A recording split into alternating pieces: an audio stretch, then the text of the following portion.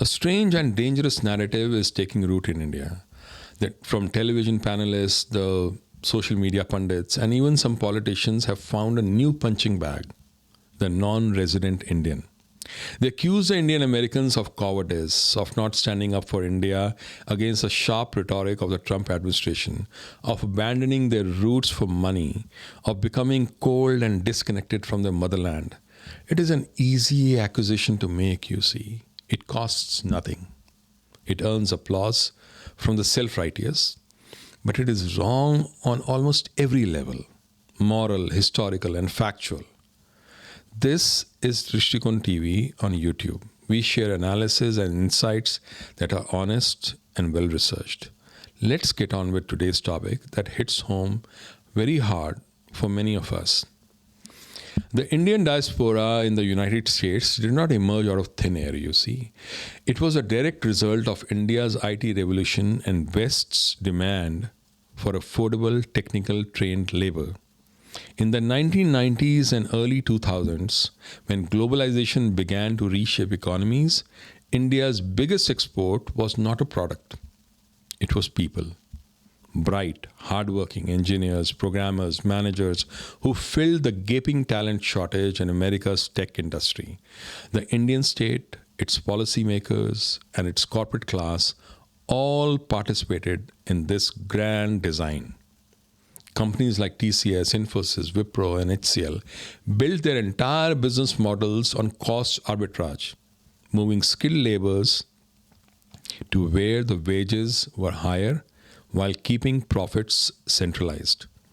Instead of building the next Oracle, Microsoft, or Salesforce out of India, these IT giants mastered a far simpler art of renting the human capital. The business model was not innovation, you see. It was intermediation. No major product, no deep R&D, no intellectual property of consequence emerged from these conglomerates. They didn't build a cloud platform, a language model, or a world-class software ecosystem. Instead, they built contracts, billing codes, and compliance hierarchies. The one notable exception was Zoho, a company that turned its back on the urban elitism and tapped the rural Indian talent. And in that attempt, they produced world-class software products from Indian soil. Zoho showed what could have been possible had the India's IT industry possessed vision and conviction of Sridhar Vembu. But most others, all the IT companies, took the easy road. Instead of building in India, they exported bodies. Instead of nurturing pride in Indian workspaces, they normalized discrimination. In many US corporations, there were three kinds of employees doing the same work. The US citizens hired locally, the non-US hires brought in from Europe, and the Indian hires brought in through the IT vendors. And guess who earned the least and faced the most disdain? The Indian engineer. This system was predicated on reputation arbitrage, you see. The assumption that Indians would accept humiliation in exchange for opportunity was central to this. That they would work harder, longer, and cheaper and remain grateful for it was the assumption. And they did. Not because they lacked self-respect, but because they were trapped in the machinery of survival and aspiration and simple job requirement.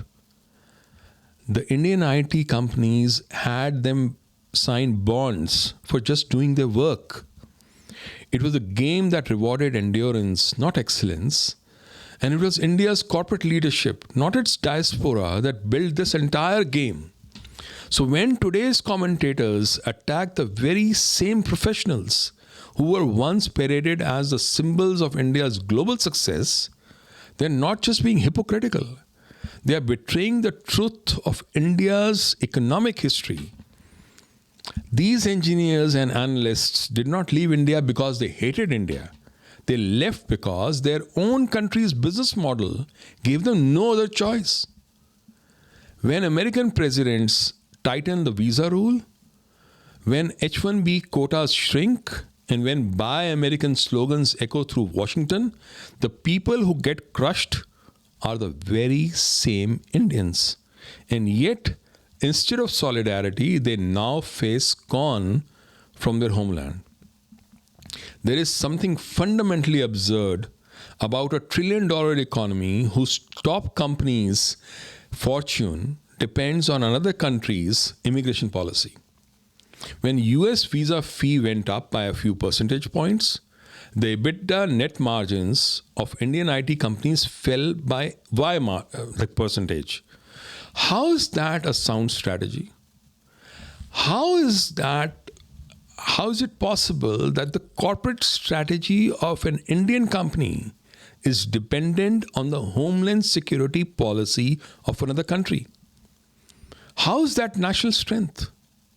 A country that cannot decouple its economic success from the whims of a foreign legislature, it cannot call itself a rising power.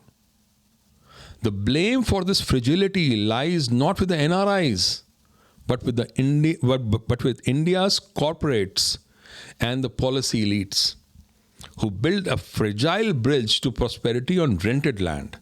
The engineers, the programmers, the analysts who moved abroad were merely following the incentives that were created for them by their own employers. There is a lazy myth that fuels this resentment, that all Indian Americans are rich, privileged, and detached. Nothing could be further from the truth. The vast majority of Indian professionals in the United States live very ordinary and demanding lives. They juggle mortgages, job insecurity, and cultural adaptation. They often work twice as hard to prove their worth in a system that is both meritocratic and deeply biased. They raise children in a world that is neither fully Indian nor fully American. Their children grow up learning Bharatnatyam on weekends and baseball on weekdays. Once a child crosses the age of 9 or 10, it becomes almost impossible for that family to uproot and move back to India. School systems are different. The levels are different. The social environments are different. And it's very hard for those kids to adjust to the Indian school system. They feel foreign after those years that they have been abroad or they have lived abroad. The result is a form of quiet emotional exile, belonging everywhere and nowhere. To ridicule these families as selfish or unpatriotic is an act of cruelty dressed up as nationalism. Whether in Mumbai or Michigan, Chennai or Chicago, the Indian ethos endures. Every Indian abroad carries the fragments of that ethos in their prayers, in their food, in their sense of family, in how they greet their elders, in how they see life's moral balance itself. To divide these Indians into real and foreign is to weaken the very fabric that holds the civilization together. Those who attack NRIs are actually doing the work of India's enemies, fragmenting a global civilizational community into resentful tribes. India's strength has always been its capacity to integrate the far-flung and the diverse into a common identity. From the ancient merchant guilds of South India to the modern diaspora in Silicon Valley, the Indians have always thrived abroad and yet remain deeply rooted in their civilizational code. In the last decade, the Indian-American community has achieved something remarkable.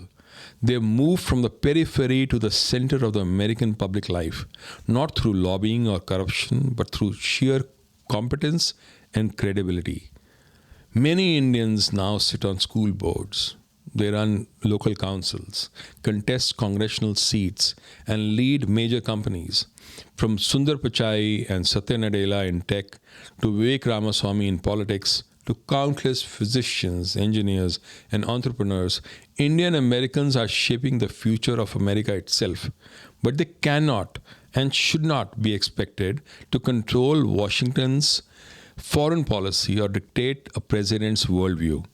If Barack Obama could not control Donald Trump's agenda, Why should Raj from Bengaluru or Priya from Mumbai living in Texas or New Jersey be blamed for the geopolitical orientation of the White House?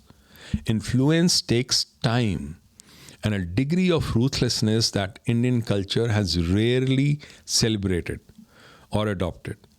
Pakistan's lobbies sold their entire national assets, their conscience, to buy influence here. The Indian diaspora is trying to do it. It's trying to do it differently by earning respect, not renting their allegiance. Beyond careers and politics, the Indian diaspora has done something very quietly but revolutionary. They have built the civilizational ecosystem of Bharat on foreign soil. Every temple in New Jersey, every Sanskrit class in California, every Ganesh Chaturthi celebration in Atlanta or Dallas represents countless hours of unpaid labor and devotion. These temples are not mere places of worship, you see. They are schools of identity. Children learn Sanskrit, Carnatic music, dharmic philosophy, and stories of Ramayana and Mahabharata, and learn Gita, things many urban Indian schools no longer teach. Often they do so in environments that are either indifferent or even hostile. City councils oppose temple permits. Neighborhoods protest noise of festivals. Some activists call them Hindu nationalist hubs. And yet, year after year, these NRIs persevere. They build, they teach, they preserve. It is a quiet form of nation building, just that it is happening outside the nation's borders. And in all this, Bollywood has also done its bit to poison Indians against the NRIs. Movies like Purab or Paschim, Pardes, and countless television dramas have portrayed the NRI as a shallow caricature. They being rich, arrogant, and spiritually hollow. These depictions stuck because they played on a kernel of resentment. Everyone knows a relative who went abroad, came back on vacation, and boasted about dollars and dishwashers. But anecdotes don't define communities. The NRI universe is vast. Millions of individuals with different stories, values, and struggles.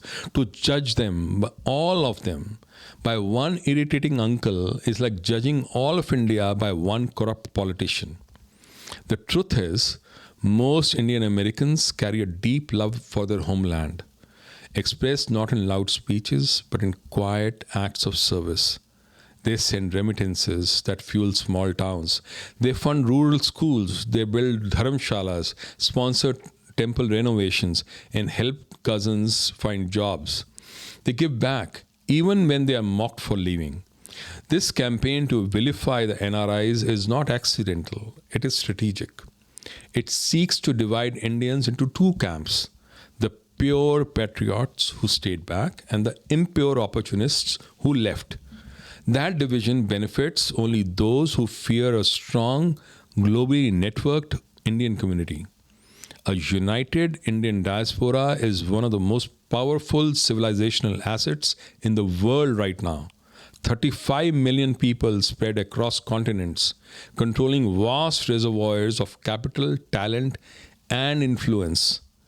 Fragment that unity and you weaken India's global reach. This is how civilizations are undermined, not by external conquest, but by internal resentment weaponized into ideology. Perhaps the most disturbing aspect of this trend is the schadenfreude, or the morbid delight that some analysts take in predicting that Indian Americans will be attacked or hounded in the US. They speak as if such violence would vindicate their own sense of betrayal. Nothing could be more cynical, you see. A person doesn't live abroad merely for money, as I said. People stay where their children belong, where their routines make sense, where their lives have settled into some kind of coherence. You go and ask a migrant from Bihar who's now living in Delhi, or a teacher from Tamil Nadu who's now settled in Mumbai, can they just go back, pack everything and go back? Of course not. You see, life builds its own geography of belonging around you. Diaspora is not just about economics. It's about continuity and constraint. The pull of roots and the weight of the branches. To celebrate that potential suffering is to reveal one's own pettiness. If India truly wishes to rise as a civilizational power, it must learn to see its diaspora not as deserters, but as ambassadors. They are connective tissue between Bharat and the world, the storytellers, the translators, and the bridge builders who humanize India in foreign eyes. Instead of demanding blind loyalty, India should invest in creating a sense of mutual respect between those who stayed and those who left. The diaspora, for its part, must also evolve from mere economic success to strategic relevance, channeling its wealth, intellect, and networks to strengthen India's standing in the world. This relationship must be reciprocal, rooted in shared heritage and mutual growth, not guilt or suspicion. The NRI story is not one of betrayal, but of adaptation. You see, it's not the story of losing one's Indianness, but of carrying it into new worlds. Every time a second generation Indian American recites the Gayatri Mantra before a test, or cooks dal with her grandmother's recipe, or questions Western hypocrisy in a debate, that is India asserting itself on another continent. India's strength is not confined to its borders. It lives in its people, where they go. To shame them is to shrink India's own shadow. It is time for Indian society, media, and politicians to stop weaponizing guilt against its own diaspora. Because when you attack your own, you weaken yourself. The NRI is not India's burden. The NRI is India's multiplier. And those who fail to see that are not protecting India's pride. They are dismantling its future. Jai Hind.